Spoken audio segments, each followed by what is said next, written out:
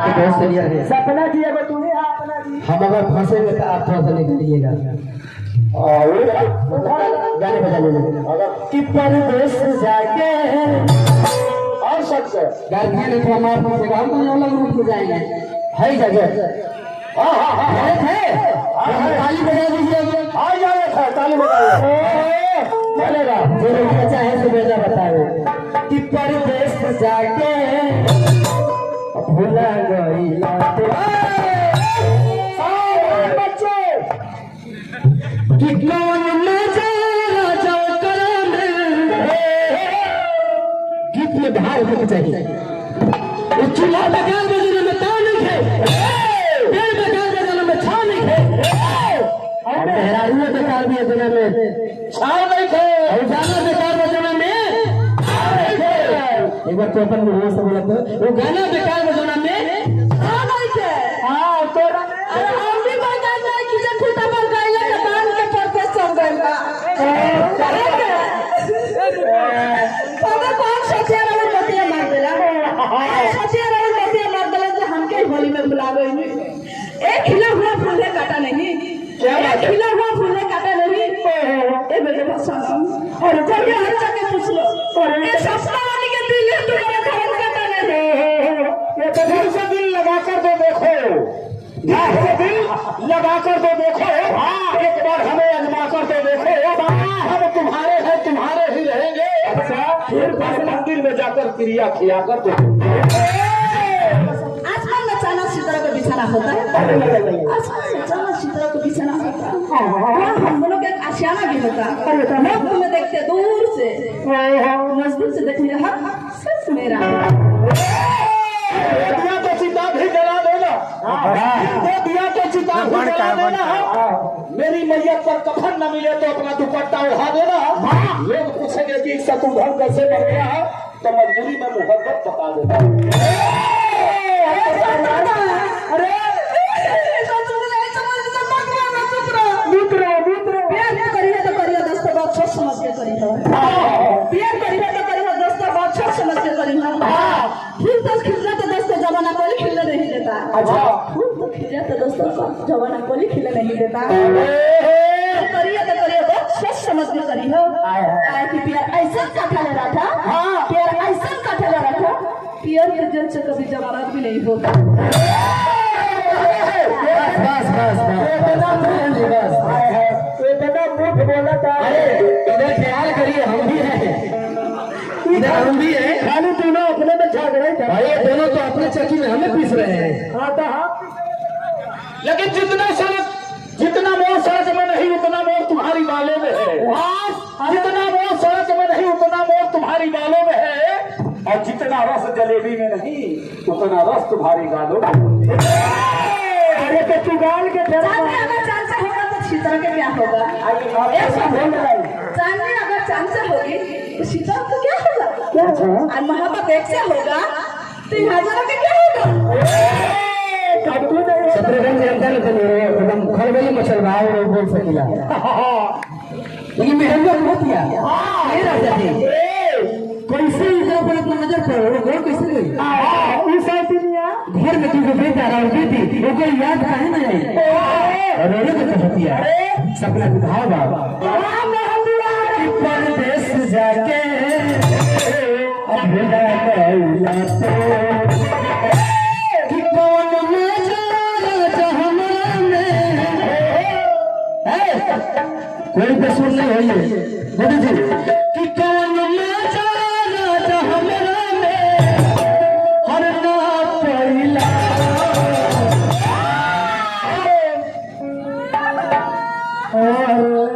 अरे जवान मजा चांदी में है वही मजा रानी में है। सिर्फ देखने का अंतर है, जो मजा सोना में है उसी मजा चांदी में है। तूने तो पहली जाता कि परदेश जाके भूला गई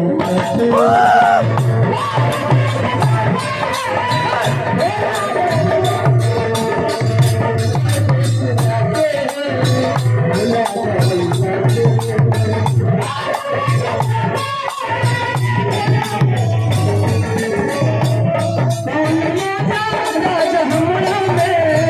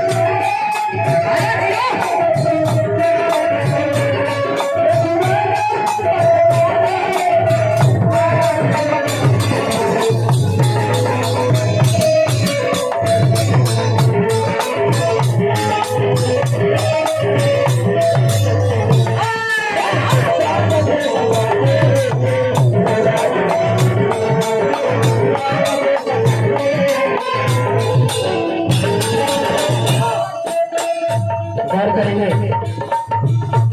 हर एक लाइन पर गौर करेंगे, लेकिन फिर लिखा हुआ नहीं है। उमेश भैया हमरे के निकल की था, थोड़ा त्रुटि हो गई तो बाद में बताओ, कोशिश करिए। आप करेंगे भूल देगा गीत लिखा तारी भीतर गाथा लिख दे ये भारत के दवाई रोने लगेगा।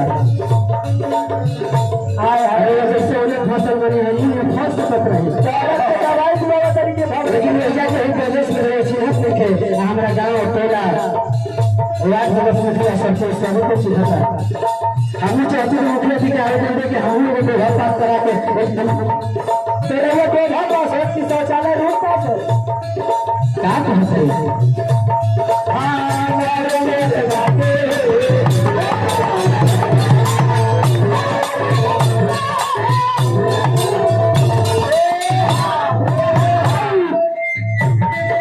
लाइन क्लियर करिएगा।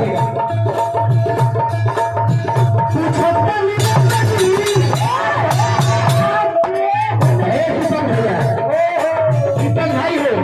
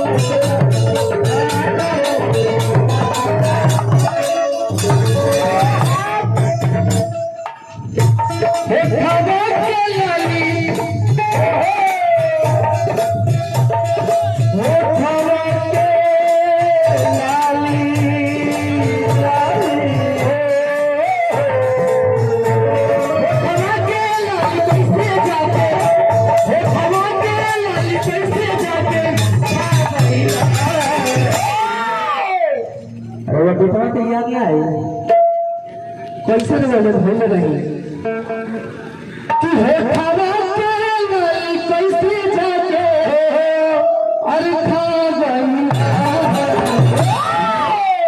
लगाइए और लगाइए कोई बात नहीं सपना सपना हाँ लगाइए ही कोई जरूरी नहीं है हाँ वो लगाओ तनका संगोरी जी सपना जी अरे कोई बात नहीं हम ठीक है रमेश जी थोड़ा सर जी को ठेका दीजिए कि कैसे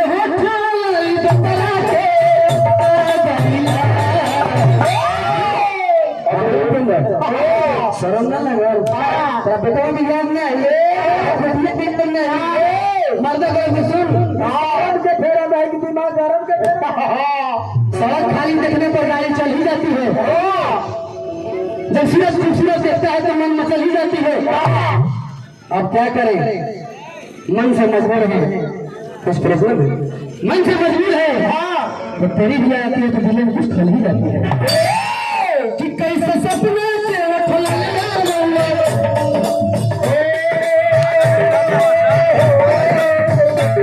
कैसे है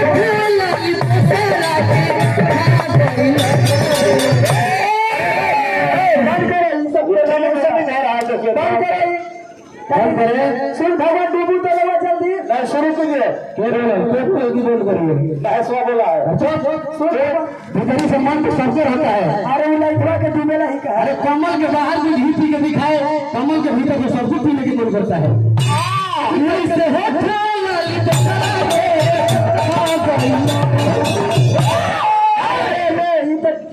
सटे चाहते हो रहा फिल्म सुन बेईमानी नहीं करेगा ठीक है एकरे ले लिए ठीक हो रहे हाँ मैंने एक दुर्गा जी से लेते हैं इनका महसूस हूँ कि कैसे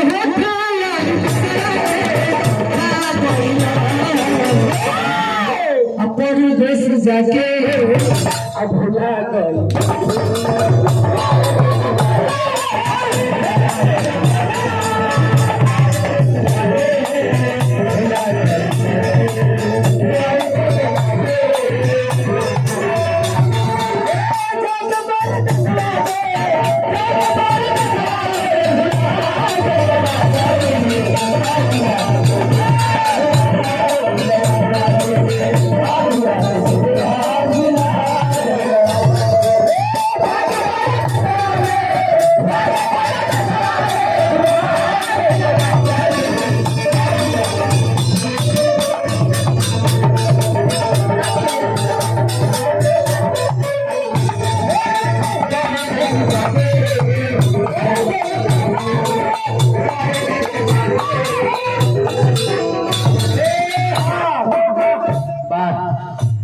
मैंने पैसा हाँ बस पैसा एक ही चीज के मिला है सिर्फ बजाने के लिए लेकिन मोती और महीन की दोनों बजाइए मतलब मोती और पकड़ की दोनों को बजाना पड़ेगा एक बार बजाने में भी आप लोग फिर बजाएंगे बात होता है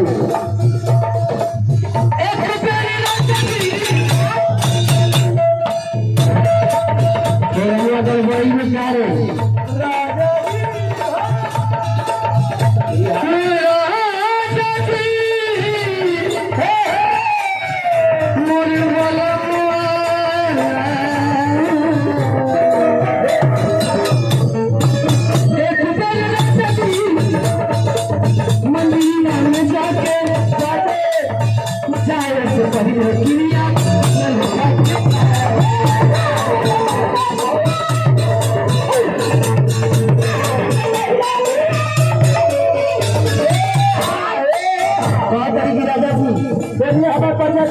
जाए के पहले वो मंदिर में अपना गज पूजा कोई देखो अरे तो क्या करी वो ऐसा नहीं मानते हैं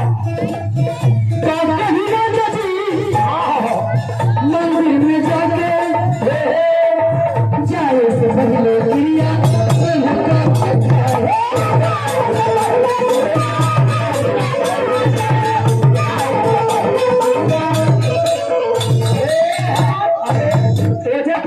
मंदिर के खेल आवेगा बहुत बढ़िया चीज गाना मुझे ऑनलाइन में हो गया मंदिर की याद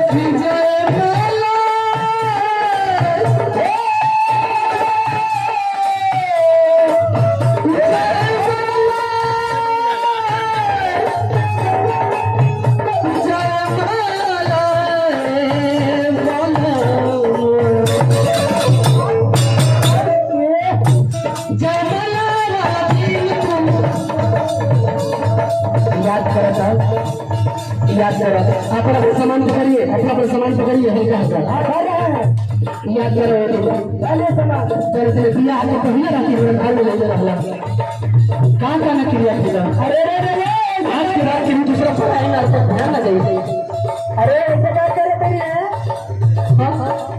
हाँ चल तो बात है सुहाग रात में मुझे देखा तो कुछ एक जना बनी सुहाग रात में कुछ मुझे देखा ही तना देता नहीं लेकिन वो चीज को तरह से कभी नहीं खेले याद करो बड़ा सात्विक पूरा तो हाँ ये कॉलेज में मर्यादा के सत्तर से ग्रामीण खाली सीता के जो हम पढ़ाई भाग पर हम के ओहो तो वो कहला कि हम कह देंगे कि दूसरा मेहरारू को हमें नजर होना चाहिए। अरे आ जाइए कहने लगा जय माला वाला दिन सब भुला गइला। अरे अपन देश में जाके भुला गइला।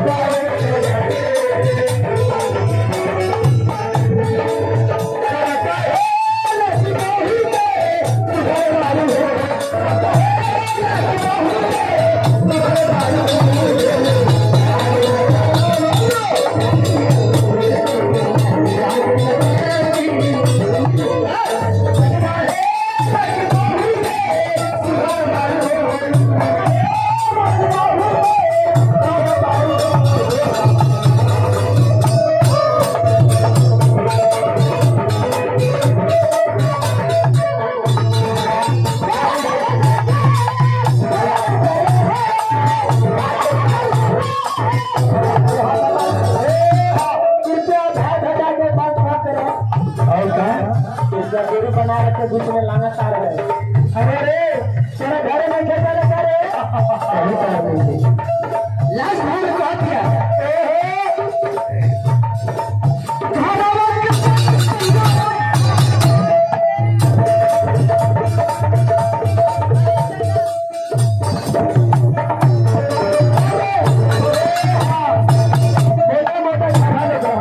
अन्यथा नहीं लगे घर से आदेश करो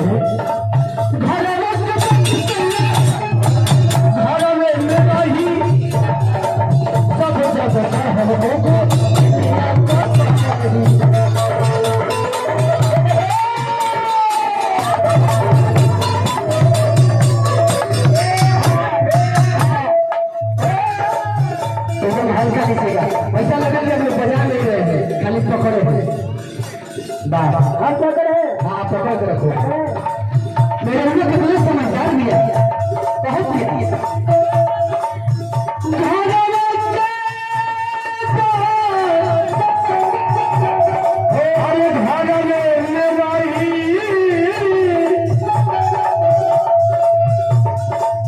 सब जगत का होता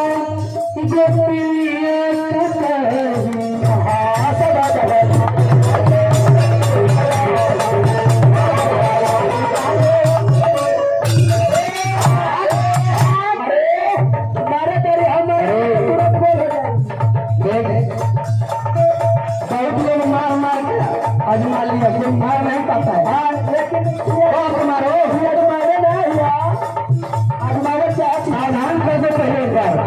चलते महाराज चलते से हाँ महाराज लड़का से हाथे लेकर चलते मारे नहीं वो बुझा गया मेरे चलते है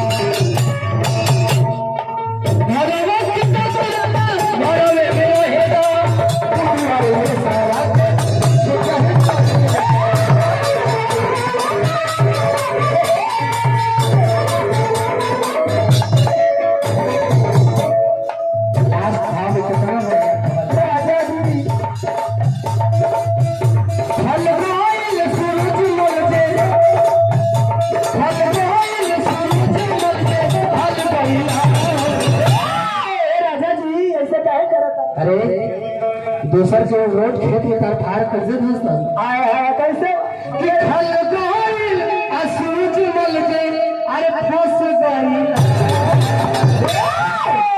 भैया हो ए उमेश भैया ए गुड्डू अरे बोला ना के जिंदा चांद पिला इले जो पर कितना पहलवान है जमल को मरल चांद के जवन चीज है कौन आवाज निकाल दे करो जिंदा चांद के धरा दे अरे ठीक बा कारण ये जिंदा चांद गई तो काम हो गई बात चलेगा बात एक बार खाली बात में सुनिए कि कौन मजा राजा करो में हर पागल